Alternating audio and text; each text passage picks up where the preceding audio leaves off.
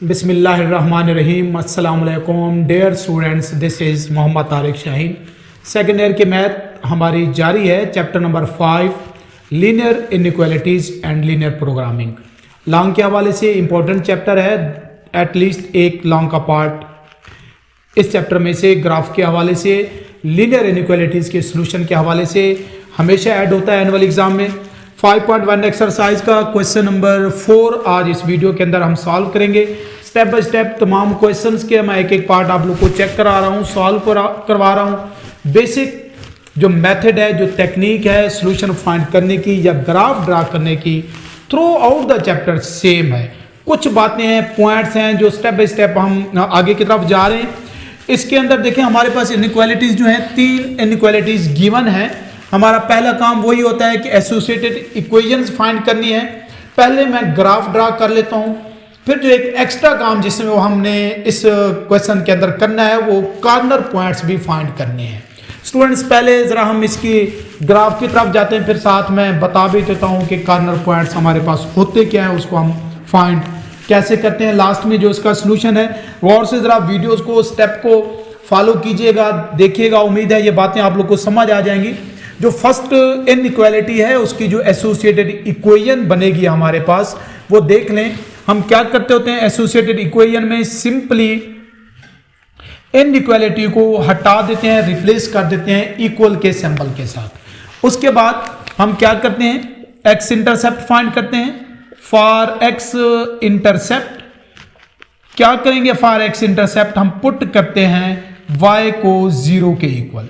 तो क्या बनेगा जरा देखें, 3x plus 0 is equal to 21, then x is equal to 7। तो जो पॉइंट हमारे पास बनेगा स्टूडेंट्स, पहला पॉइंट है तो a का नाम दें, पहले x की वैल्यू और बाद में हम y की वैल्यू, ये पॉइंट आ गया। बिल्कुल ऐसे ही फॉर y इंटरसेप्ट, जब हमने y इंटरसेप्ट फाइंड करना होगा तो उस वक्त हम क्या करते हैं, फिर हम पुट करते हैं x को 0 के इक्वल। तो जब इस इक्वेशन के अंदर x को 0 पुट करेंगे तो ये पोर्शन 0, ये 7y इज इक्वल टू 21। तो यहां से देख लें हमारे पास y इज इक्वल टू 3 हो जाएगा। पॉइंट हम कैसे लिखेंगे, a पॉइंट का नाम दिया है, नेक्स्ट पॉइंट b होगा, पहले x की वैल्यू 0 और उसके बाद y की वैल्यू 3 आएगी। इसके बाद देखिए हम क्या करते होते हैं, टेस्ट पॉइंट फाइंड करते हैं। सिंपल सी, ये कोई ऐसी लेंथी कैलकुलेशन नहीं है, ये काम आप लोग इजीली कर सकते हैं। पॉइंट्स फाइंड कर सकते हैं x को 0 और y को 0 पुट करने के बाद। टेस्ट पॉइंट देखें, उसके लिए हम क्या करते हैं, पुट करते हैं x और y दोनों को 0 के इक्वल। इनइक्वालिटी में पुट करते हैं, देखें तो 3 इंटू 0 प्लस हमारे पास क्या हो जाएगा, 7 into 0 less than equal to 21।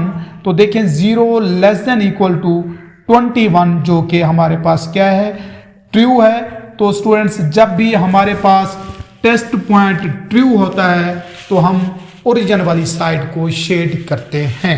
इस बात को आप लोगों ने याद रखना है, ख्याल रखना है। हर क्वेश्चन, हर वीडियो के अंदर, हर लेक्चर में मैं बता रहा हूं कि टेस्ट पॉइंट ट्रू हो तब कौन सा पोर्शन शेड होगा, और अगर टेस्ट पॉइंट फॉल्स हो तो फिर हम कौन सा पोर्शन शेड करते हैं।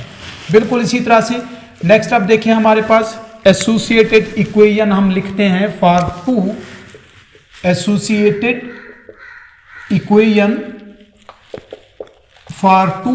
उसके लिए क्या बनेगी, सिंपली ये 2x minus Y equal to -3 हो जाएगा। बिल्कुल जी। तो इसके लिए मैं अब अगर y को 0 पुट करूँ, मैं डायरेक्ट ये काम कर रहा हूं, तो this simplifies x is equal to -3/2। तो पॉइंट क्या बनेगा हमारे पास, a b। तो हम तरतीब से c का नाम दें, तो पहले ये x की वैल्यू और उसके बाद y की वैल्यू हमारे पास ये पॉइंट आएगा। प्रोसेस को आप लोग स्टेप बाय स्टेप फॉलो करेंगे। मैंने एक के लिए आप लोग को बता दिया इनइक्वालिटी के लिए कि for x intercept, for y intercept, same यही काम ही आप लोग सेकंड इक्वेशन के लिए भी करेंगे। लेकिन मैं यहाँ पे डायरेक्ट ही ये काम कर रहा हूँ, बहुत सिंपल सी बातें हैं, ऐसी इसमें कॉम्प्लिकेशन नहीं है। तो जब हम x को 0 पुट करेंगे तो फिर यहाँ से देखें y इज इक्वल टू +3 हो जाएगा। ये पोर्शन 0 एंड माइनस से माइनस कैंसल। तो अब जो नेक्स्ट पॉइंट हमारे पास बनेगा d, वो पॉइंट क्या बनेगा, पहले हमारे पास x की वैल्यू 0 और उसके बाद y की वैल्यू, टेस्ट पॉइंट हम इसका भी चेक कर लेते हैं, वो क्या बनेगा हमारे पास। टेस्ट पॉइंट हमें ये बताता है कि हमने कौन सा पोर्शन शेड करना है, ओरिजिन वाला शेड करना है या अदर देन ओरिजिन जो हमारे पास अपोजिट होता है उसको करना है। इनइक्वालिटी में हम क्या करते होते हैं, पुट करते हैं x एंड y दोनों को 0 के इक्वल। तो देखें जरा 2 into 0 minus Y less than हमारे पास -3, सॉरी यहाँ भी हमारे पास 0 ही पुट होना है। तो 0 लेस देन इक्वल टू -3 जो कि फॉल्स है। और जब भी टेस्ट पॉइंट फॉल्स होगा, ये पार्ट क्वेश्चन नंबर 4 का जो थर्ड पार्ट है, सॉरी मैं चलें ये भी बता दूं, थर्ड पार्ट के मैंने इनइक्वालिटीज ये इस वजह से ही लिखी है क्योंकि एक इसका टेस्ट पॉइंट ट्रू है और एक फॉल्स है, आप लोग को एग्जैक्ट आइडिया हो जाए कि हम क्या किस तरह से पोर्शन को शेड करेंगे। तो हम यहाँ पर लिख सकते हैं, जो हमारे पास शेडेड पोर्शन होगा या ओरिजिन रीजन होगा, शेडेड पोर्शन या रीजन हम कह सकते हैं इज नॉट टूवर्ड्स ओरिजिन, वो ओरिजिन की तरफ स्टूडेंट्स नहीं होगा, और जब ट्रू होता है वो टूवर्ड्स ओरिजिन होता है। ये हमने इसकी कैलकुलेशन जो थी इनिशियल वो कर ली।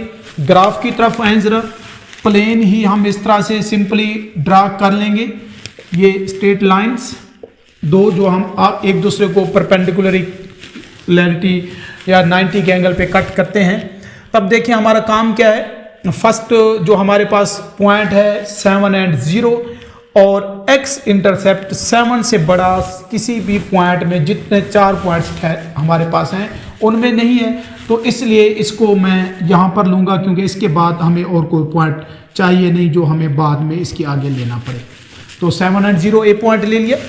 बी हमारे पास 0 एंड 3 है और हम 0 एंड 3 तक ही जा रहे हैं, मीन्स जो y इंटरसेप्ट है 3 से ग्रेटर कोई नहीं है, तो इसका स्केल थोड़ा बड़ा ड्रा कर लेंगे।